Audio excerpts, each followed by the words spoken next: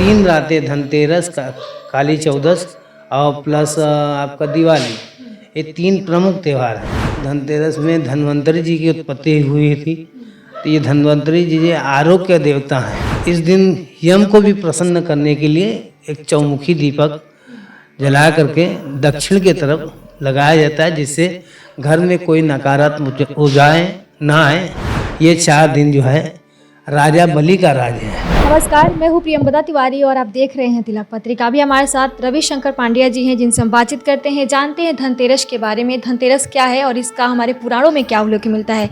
सबसे पहले तो हमारे चैनल में आपका बहुत बहुत स्वागत है गुरुजी। इसके लिए धन्यवाद। धनतेरस क्या है, इसको क्यों मनाया जाता है, इसका उल्लेख हमारे पुराणों में क्यों है, मतलब कब से मिलता है, क्या है इसके पीछे? धनतेरस एक ये अनादि काल से इस पर्व का मतलब जब से पृथ्वी चालू हुई, जब से ये त्योहारों का विभाजन हुआ, इसमें धनतेरस प्रमुख है।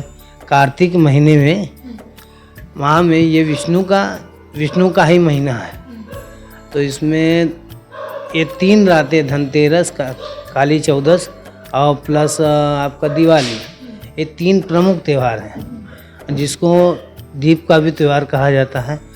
तो इस धनतेरस में धन्वंतरी जी की उत्पत्ति हुई थी, तो ये धन्वंतरी जी आरोग्य देवता हैं, मतलब शरीर स्वस्थ रहे, सभी आरोग्यता रहे, इसके आरोग्य के देवता हैं। तो सबसे पहला हमारे शरीर में प्रमुख है कि जब तक हम स्वस्थ नहीं होंगे तो कोई त्यौहार को अच्छे से मना नहीं पाएंगे। तो धन्वंतरी जी की उत्पत्ति समुद्र मंथन के समय हुई। उसमें एक हाथ में उनके अमृत कलश था और दूसरे हाथ में औषधियाँ थीं, तो उसको लेके उत्पत्ति हुई थी। और इस दिन यम को भी प्रसन्न करने के लिए एक चौमुखी दीपक जला करके दक्षिण की तरफ लगाया जाता है, जिससे घर में कोई नकारात्मक ऊर्जाएं ना आए और सभी लोग स्वस्थता पूर्व और इस त्यौहार को मनाएं। इस कारण से और ये तीनों दिन इसको महानिशा भी कहा जाता है।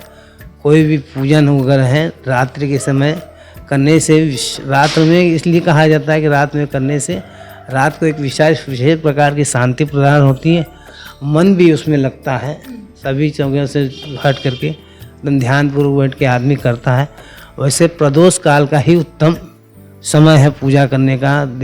ये आपका कोई भी देवता की पूजा करने का समय जो है, ये इधर के धनतेरस वगैरह, धनतेरस, दिवाली, चौदस, ये दिन प्रदोष काल में विशेष करके पूजन करना चाहिए देवताओं का, जिसमें गणेश है, लक्ष्मी है, जो धन के देवता हैं, जिससे घर का आपका सब कार्य अच्छे से चले।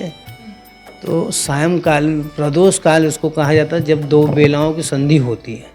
जैसे रात की और दिन की संधि हो, उस समय सायंकाल में उसको प्रदोष काल कहा जाता है। तो प्रदोष काल इस समय में सूर्य उदय का समय लगभग 5 बजे का हो, 4:30 पौने 5 बजे का होता है।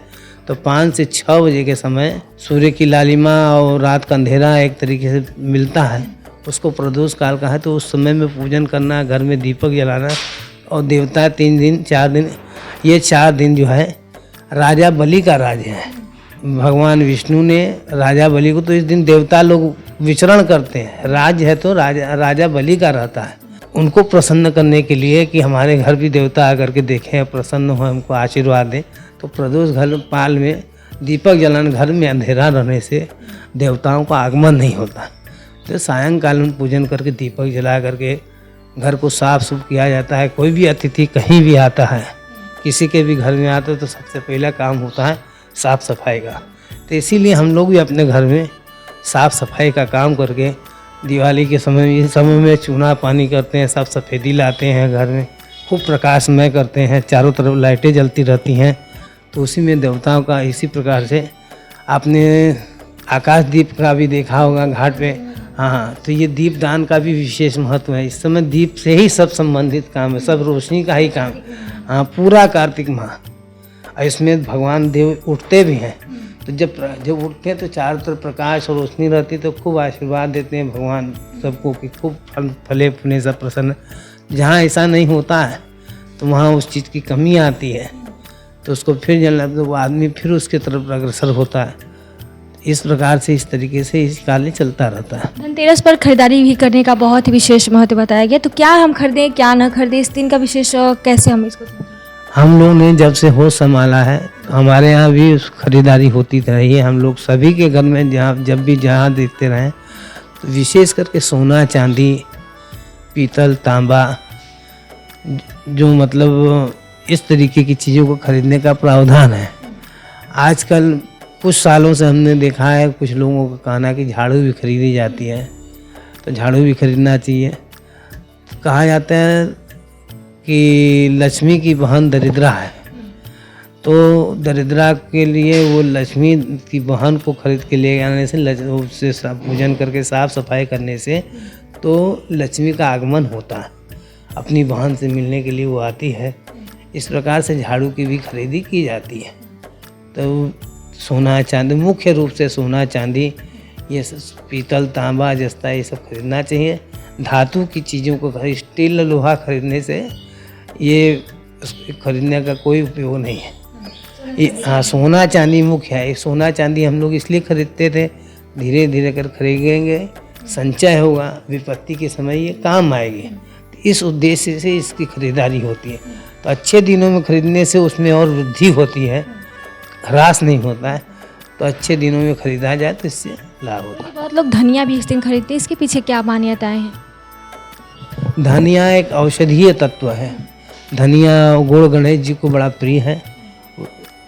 धनिया का पानी पीने से शरीर में काफ़ी बीमारियों का समाधान होता है, तो इसलिए धनिया का खरीदारी। और धन्वंतरी का दिन भी है, तो वो औषधि के रूप में आता। और भी कई चीज़ें आती हैं उसमें, आपने गुरुजी ने बताया भी था, जटामासी है, ये सब चीज़ों का खरीदने का भी प्रावधान है। गुरु जी, काशी से धन्वंतरी भगवान का क्या संबंध है? यहाँ पर उनके नाम से कूप भी है, उसके बारे में थोड़ा सा बताइए। धन्वंतरी कूप तो आपका मृत्युंजय महादेव के मंदिर में है। वो स्वयंभू है, अपने आप उसकी उत्पत्ति हुई है।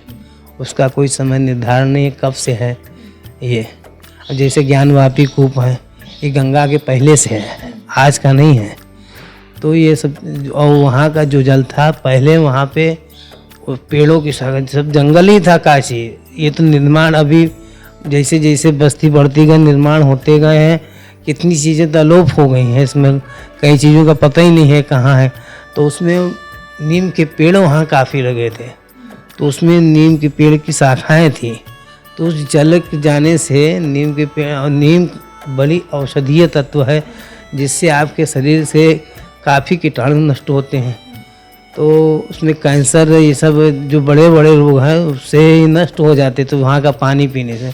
और उसमें वहाँ पे घाट बने हुए हैं, कई घाट बने हैं, 7 घाट है। तो उसमें हर जगह से अलग अलग टाइप का पानी आता। उसका कारण था, कहीं विशेष जड़ होती थे, कुछ कम होती थी, कहीं कुछ अधिक होती थे।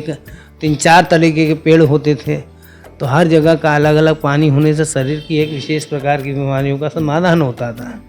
अब तो वो चीज़ें नहीं, लेकिन फिर भी कुछ उसका अंश तो कुछ न कुछ है ही है।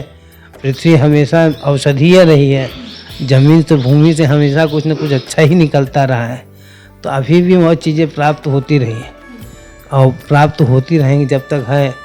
काशी में ये सब चीज़ें हैं, तो उसमें कोई, ये धन्वंतरी निवास जो आपने बुनाना का बोला, ये काफ़ी प्राचीन है। इसको भी कम से कम समझते 300-400, 250-300 वर्ष, 400 वर्ष करीब हो गया। तब से वहाँ पे इसका आगमन कैसे हुआ, क्या हुआ है, इसकी मुझे पूर्ण जानकारी नहीं है। लेकिन काशी में आए थे ना देवता, वो तो चारों तरफ। धन्वंतरी किसी पर्टिकुलर विशेष स्थान पे नहीं है, वो तो देवता है। वहाँ आयुर्वेदिक संस्थान है, इसलिए धन्वंतरी निवास नाम लिखा है। वहाँ धन्वंतरी जी आए नहीं हैं, धन्वंतरी जी किसी के यहाँ नहीं आए। धन्वंतरी जी का उत्पत्ति तो समुद्र से हुई है, तो आप भी जान रहे हैं। धन्वंतरी जी कहीं नहीं आए, देवता तो सभी जगह विद्यमान है। वहाँ आयुर्वेद का निदान होता है, आयुर्वेदिक की दवाई मिलती रहती है, इसलिए उसका नाम धन्वंतरी निवास है। क्योंकि इसमें औषधि का भी पूजन है। धन्वंतरी जी औषधि के साथ भी, तो इसलिए वहाँ पे धन्वंतरी का सब रखा हुआ है, वहाँ पूजन होता है। वो आयुर्वेद के हिसाब से सबसे बड़ा स्थान, वो पहले बहुत बड़ी आयुर्वेद की शाला थी, जहाँ से दवाई वगैरह दी जाती थी, आज भी दी जाती है, ऐसी बात नहीं। वहाँ रोगों का निदान होता है आज भी। तो वहाँ धन्वंतरी जी आए नहीं थे। ऐसा नहीं कि यहाँ आए हैं, जैसे बाबा विश्वनाथ हैं वैसे वो धन्वंतरी निवास है। गुरु जी धनतेरस पर पर्टिकुलर कोई मंदिर नहीं है धन्वंतरी जी का कहीं पे भी नहीं। धनतेरस पर भगवान धन्वंतरी को प्रसन्न करने के लिए हम कौन सी विधि से पूजन करें, हम उस दिन क्या करें? जिस प्रकार सभी देवताओं का पूजन होता है उस प्रकार धन्वंतरी जी का भी पूजन होना चाहिए, होता है और लोग करते हैं। और इसमें विशेष क्योंकि आज उनका जन्मदिन है धनतेरस के दिन, प्रदोष काल में जिस प्रकार सभी देवताओं का पूजन होता है उस प्रकार से धन्वंतरी जी का भी पूजन किया जाना चाहिए। बस शुक्रिया। कार्तिक कृष्ण त्रयोदशी को धनतेरस के नाम से भी जाना जाता है और इस दिन भगवान धन्वंतरी की बहुत ही विधि विधान से पूजन किया जाता है। कहा जाता है कि भगवान धन्वंतरी समुद्र मंथन के दौरान अमृत का कलश लेकर निकले थे और इसीलिए बहुत ही विशेष महत्व है हमारे हिंदू धर्म में इस दिन का। कहा जाता है कि इस दिन सोने चांदी का आभूषण या कोई भी सोने चांदी का आप सामान खरीदें का इस दिन का बहुत ही विशेष महत्व बताया गया हमारे पुराणों में। तो आप भी इस धनतेरस अपने घर सोने चांदी का सिक्का या कुछ भी जरूर खरीदें। कैमरा पर्सन दीपक गुप्ता के साथ मैं हूँ प्रियंवदा तिवारी। देखते रहें तिलक पत्रिका।